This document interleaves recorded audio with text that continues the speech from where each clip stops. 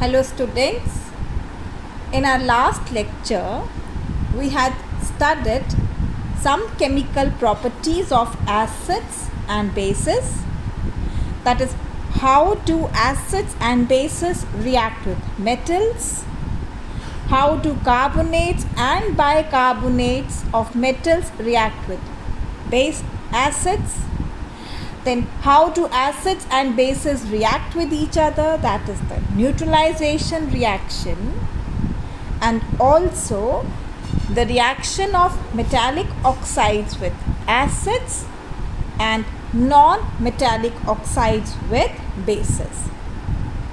I hope you have done the practice of these reactions, you have written the equations and you don't have any doubt in your mind. Because every time we say, whenever you have a doubt, please feel free to have your query anytime. So today we are going to start with the next topic, that is what do acids and bases have in common.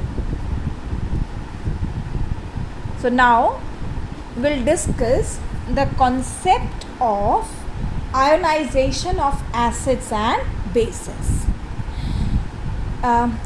Students, acids like HCl or any acid, I'm just giving you a simple example, like if I go for hydrochloric acid, when dissolved in water, it ionizes to give hydronium ion and chloride ion. Or simply if I want, I can write it HCl plus aqueous medium, I get H positive ion aqueous and chloride ion aqueous. Now because HCl dissociates, HCl ionizes to give H ions and chloride ions in aqueous medium. You know, when HCl is prepared in laboratory, like how is HCl prepared in laboratory, that also I'll tell you. Laboratory preparation of HCl. So sodium chloride and few drops of concentrated sulfuric acid is added to sodium chloride. So HCl is produced in the gaseous state. Plus along with that we get sodium hydrogen sulfate. Now this HCl produced is in the gaseous state. Now when it is in the gaseous state, it does not ionize. It remains like HCl only. But when it comes in contact with moisture, when it comes in contact with water, it dissociates into ions. And what ions does it give? H positive ion and chloride ion. Now this H positive ion, it combines with water molecule and it exists in the form of hydronium ion. So this is hydronium ion, right? I repeat once again, HCl, when we prepare it in the laboratory, now how are we preparing it in the laboratory? By the action of concentrated sulfuric acid on sodium chloride. So HCl produced is in the gaseous state. In its gaseous state, it does not dissociate. I repeat, in gaseous state there are no ions in HCl. But the moment it comes in contact with moisture or with the aqueous medium, it dissociates to give ions, right? So, but because H positive ion is too small and therefore it exists in water as hydronium ion, it combines with the water molecule to give hydronium ion. So I can even write the equation as HCl plus water giving hydronium ion plus chloride ion. Same way if I take sulfuric acid, now sulfuric acid also dissociates to give H positive ions and sulfate ions. Or if I take nitric acid, it dissociates to give H ions and nitrate ions. Or if I take acetic acid, it also dissociates to give acetate ions and H ions. So what common thing do you see in case of acids? HCl is also giving H positive ion. Sulfuric acid is also giving H positive ion. Nitric acid is also giving H positive ion. Acetic acid is also giving H positive ion. So can I say all acids are capable of giving H positive ion? And yes, this is the Arrhenius concept of acids. Now according to Arrhenius, acids are those substances which are capable of giving H positive ions. Now coming to bases. Let's take a simple example, sodium hydroxide. Now sodium hydroxide, when dissolved in water, it also dissociates to give ions. But this time the ions produced are sodium ion and hydroxyl ions. Same way, if I take KOH plus aqueous medium, it also dissociates to give potassium ions and hydroxyl ions. Or if I take calcium hydroxide, now this also in aqueous medium, it will give calcium ions, and because it's OH twice, it will give 2 hydroxyl ions. Now what do you see? Is there anything common in bases? Yes, that is all bases are capable of giving hydroxyl ion. And this is also the Arrhenius concept of bases. Now what is this Arrhenius concept of bases? Bases are those substances which are capable of giving hydroxyl ions in aqueous medium. And what are acids according to Arrhenius? Those substances which give H ions, right? So acids are those substances which give H positive ions, and bases are those substances which are capable of giving OH negative or hydroxyl ions in aqueous medium. But then again, taking the case together of acids and bases, what do I see? That in aqueous medium, whether it's an acid or base, both of these substances dissociate to give ions. So what do acids and bases have in common? That is, in aqueous medium, they are dissociating to give ions. And because of the presence of ions in acids and bases in aqueous medium, these substances, acids or bases, their aqueous solutions are good conductors of electricity. Now we have a simple activity to show that aqueous solutions of acids and bases are good conductors of electricity. Now to prove whether the solutions of acids and bases are good conductors of electricity, this is a simple setup. So in a beaker we have taken a solution, let it be aqueous HCl, a solution of HCl, or it can be NaOH in water, whatever you want to take, right? This is a cork to which I have attached the iron nails. These are acting as the electrodes, and the wire, the entire circuit has been set up like this, right? Now when we press the key, when we switch on the key, what do we see? That this bulb begins to glow.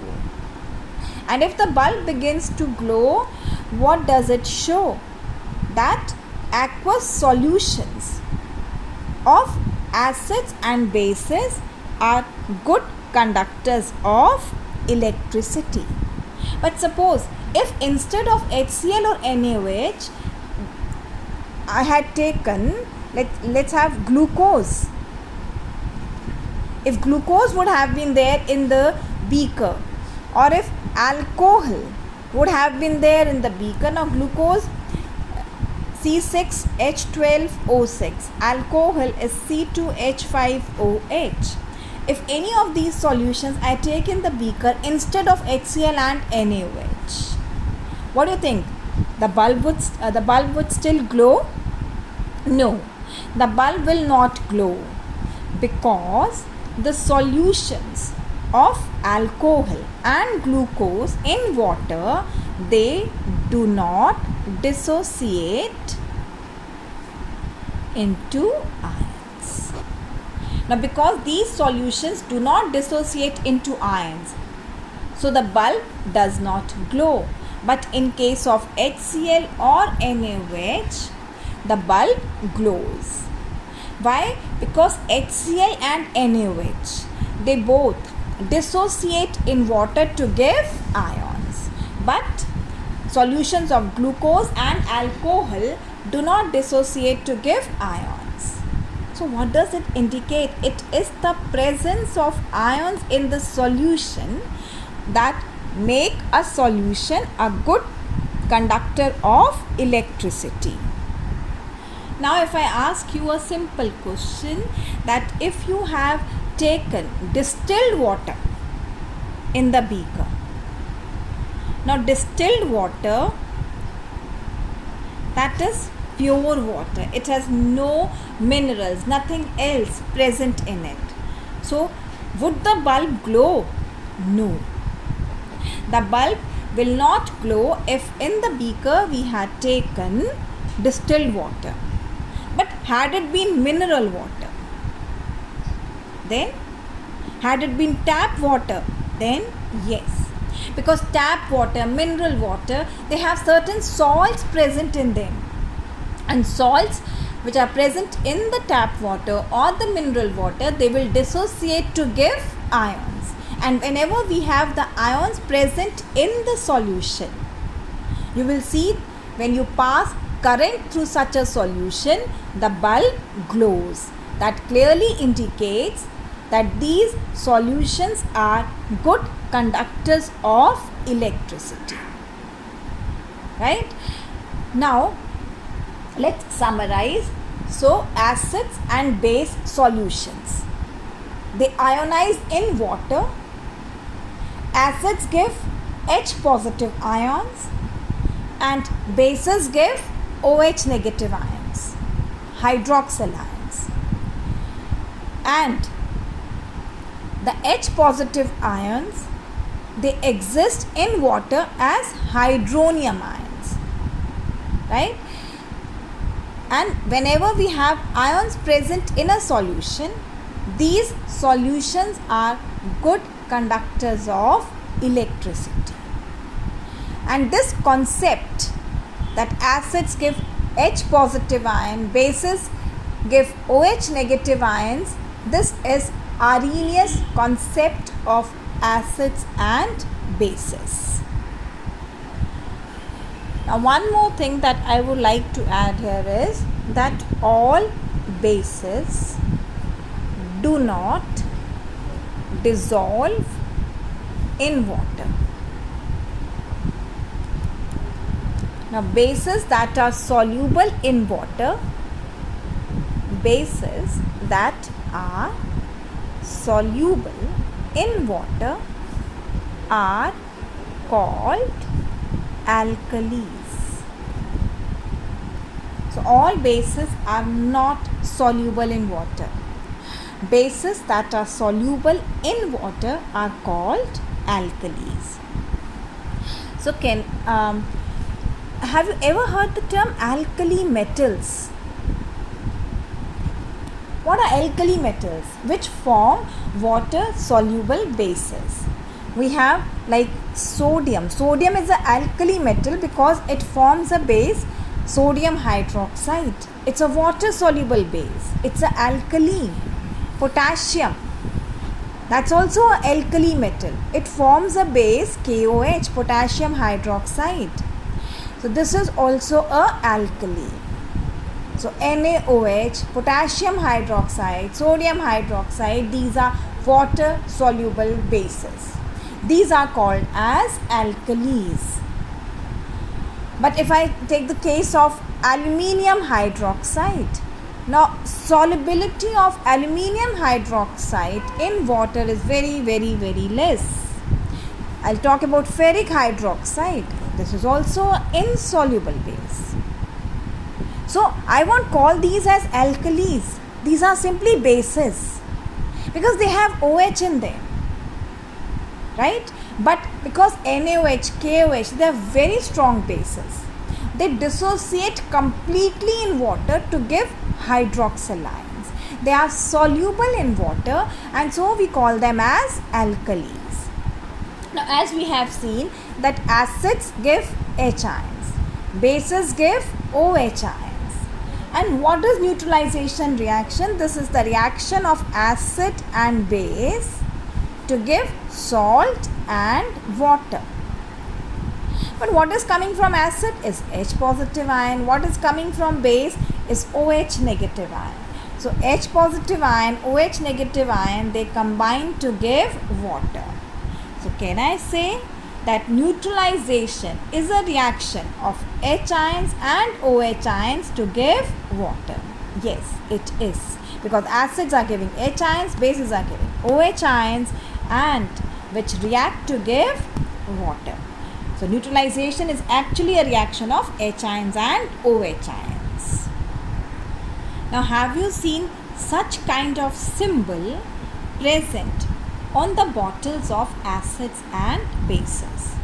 See, normal in the laboratory when you go, on the shelves you find dilute acids and bases that are not that corrosive to the skin. But the concentrated acids which are lying inside the store, normally we don't bring it to your contact because these acids, these bases are highly corrosive to the skin. And this symbol is normally made, it's always present on the bottles of concentrated acids. This symbol indicates that these acids are corrosive to the skin. Even bases also, strong bases, if they come in contact with the skin, they are very corrosive. We all know bases are soapy to touch, they are bitter in taste, and they are corrosive in nature.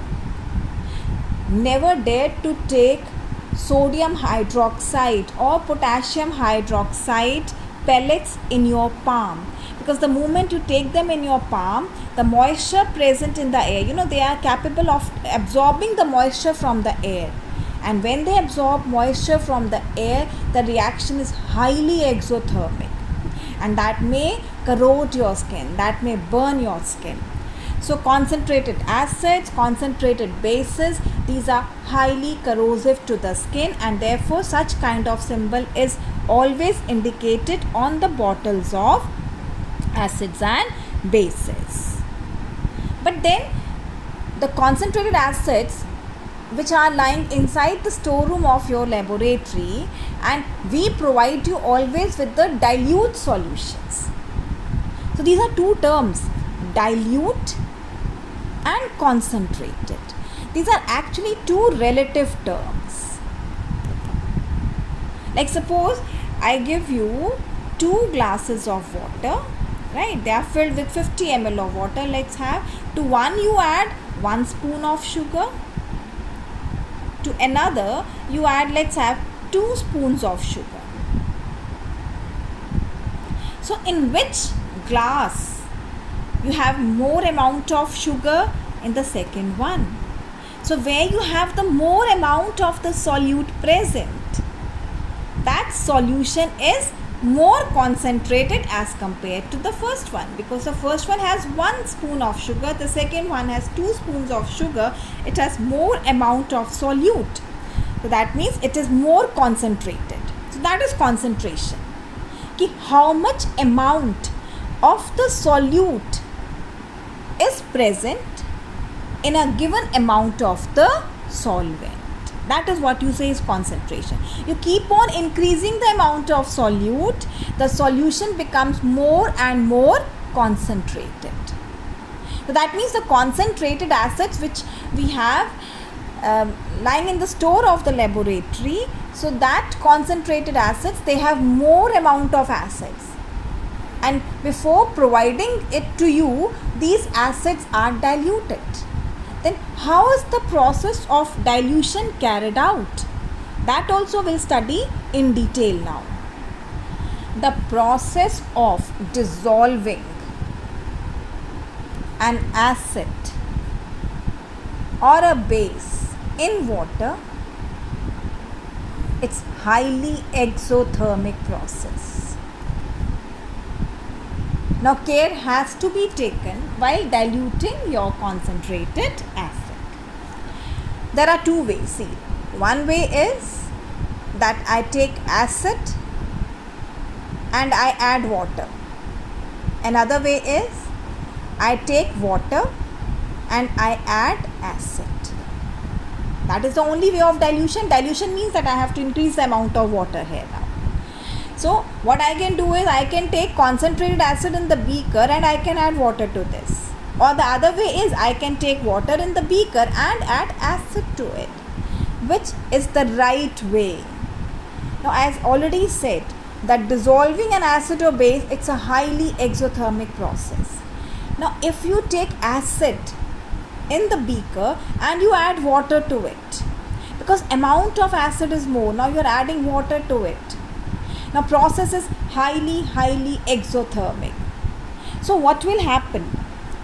So much of the heat will be generated, and the heat generated may cause the mixture to splash out. And suppose what happens if the mixture splashes out and it falls on your skin? Your skin is definitely going to burn. Or it may be because I said the process is highly exothermic.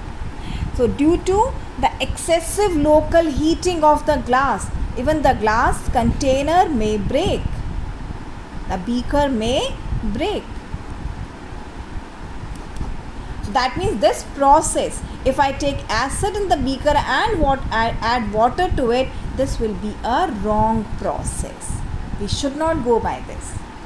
I would prefer to take water in the beaker and then add acid to it drop by drop with constant stirring. Keep on stirring the mixture. Now because we have taken water here in excess and we are adding acid drop by drop, so whatever heat will be released, that will be absorbed by water, because water is a good absorber of heat. And we are also constantly stirring the mixture so that the heat is uniformly distributed. So this is the right way of diluting an acid or a base. Never add water to acid. Never add water to acid. This is wrong. Always add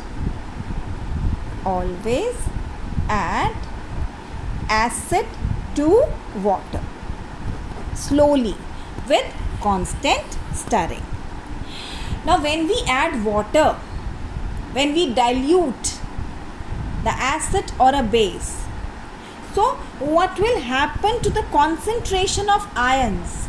Now because we are increasing the volume, we are adding water, so concentration of H positive ions or OH ions, that will decrease. Concentration of H ions or OH ions always decreases on dilution. So now let's quickly revise what we have done today. One was Arrhenius concept of acids and bases, right? So what was Arrhenius concept of acids and bases? The acids are those substances which are capable of giving H positive ions. Bases are those substances which are capable of giving OH negative ions. And H positive ions, how do they exist in water? As hydronium ions. H3O plus ions. So we learnt because the solutions of acids and bases, they have ions in them. So these solutions of acids and bases are good conductors of electricity. So any solution which has ions present in it will be a good conductor. But solutions of glucose, solution of ethanol in water, these solutions do not conduct electricity because they do not have ions. Now comparing rainwater and distilled water. Rainwater, because by the time it comes to the earth's surface, it dissolves in it many gases. And these gases will form acids which will dissociate to give ions. So that means distilled water is a poor conductor, whereas rainwater, which has gases dissolved in it, will be a good conductor of electricity. Then we also discussed what is the difference between an alkali and a base. Now alkalis are water soluble bases. All bases which are soluble in water, these are called as alkalis. Now if you have seen the periodic table, the first group in the periodic table, just have a look. You will find it in chapter 5, periodic classification of elements. There you will find lithium, sodium, potassium, rubidium, cesium. Now these are all the alkali metals. Why do we call them as alkali metals? Why? Because their hydroxides form water soluble bases, and that is why we call them as alkali metals also, like LiOH, NaOH, KOH, RbOH, CSOH. These are all water soluble bases. So we call them as alkalis. Water soluble bases are called as alkalis, and all these metals are called as alkali metals. Then because acids give H positive ion, bases give OH negative ions, so I can even say neutralization is a reaction of H positive ion and OH negative ions to give water. We also learned today the process of dilution. While diluting a acid or a base, a concentrated acid or a base, because this dilution is a highly exothermic process. So what care has to be taken? We should never add water to a concentrated acid. Always add acid to water slowly with constant stirring. Because if you do the reverse, what can be the result? The mixture may splash out, or the glass container may break due to excessive local heating of the container. And then we had seen that a certain sign is always indicated on the bottles of concentrated acids and bases, and that sign indicates the corrosive nature of concentrated acids and bases. And another important thing, on dilution here means we are adding water, we are increasing the amount of water. On dilution, the concentration of H positive ions in case of acid and OH negative ions in case of base, that will decrease. Concentration of ions always decrease on dilution. Now once you have followed this concept, I'll discuss some questions with you so that you understand the concepts better. The very first thing that I would like to discuss, these are related to your in-text questions, so you'll be able to answer it correctly. Like solutions of HCl, nitric acid, they show acidic character in aqueous solutions, whereas compounds like alcohols, glucose. Compounds like alcohol, glucose, they do not show acidic character. Now acidic character means presence of H positive ions. This indicates the acidic character. So when we talk about aqueous solutions of HCl, nitric acid, so these acids dissociate to give H ions. Whether it's nitric acid or hydrochloric acid, both the acids will dissociate to give H ions, and presence of H ions will give the acidic character to HCl and nitric acid. But what about alcohol? That's C2H5OH, or glucose C6H12O6. They do have hydrogen in them, but they do not dissociate to give H ions. So no H ions, no acidic character. Coming to the next point, why does an aqueous solution of acid conduct electricity? So aqueous solution conducts electricity. I hope the answer is very simple, because right now we have talked that the solutions which have ions present in them, those solutions are good conductors. So aqueous solutions of acids, they have ions present in them, which make these solutions good conductors of electricity. That was your second question. Third one, dry HCl gas does not change the color. Dry HCl gas does not change the color of blue litmus paper. Now dry HCl. Dry HCl means there's no water, no moisture. So in absence of water, HCl gas does not dissociate. To give H positive ions. So no H positive ions. So the color of blue litmus solution will not turn to red, because it is H positive ions that change the color of blue litmus to red, and because dry HCl gas does not dissociate to give H positive ions, so the color of litmus is not going to change. Coming to the next one, while diluting an acid, it is recommended that acid should be added to water and not water to acid. So you can write all those points, that if we add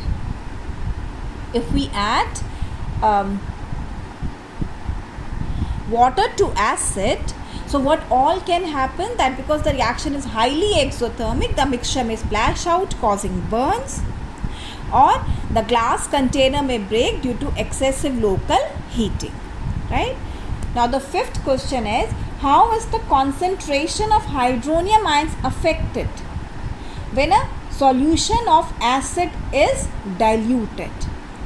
I just now told you that concentration of H ions or OH ions, that always decreases on dilution. So now you get your answer, that concentration of hydronium ions will decrease on dilution. And the last question is, how is the concentration of hydroxide ions affected when excess of a base is dissolved? Okay, now you think yourself before I answer. Now you are adding base. What is base? That is having OH ions. Now when you add base, that means you are adding OH ions. So the amount of OH ions, the hydroxyl ions, that's going to increase. So you get your answer now, that the concentration of hydroxide ions increases when excess of base is dissolved in a solution of sodium hydroxide. Because when you are adding base, that means you are increasing the number of hydroxide ions. Increasing the number means increasing the concentration of hydroxide ions. So I hope now this topic of the dissociation of acids and bases, what do acids and bases have in common, and the dilution of acids and bases, what are dilute solutions, what are concentrated solutions, all these terms should be clear to you. So that's all for today. Thank you.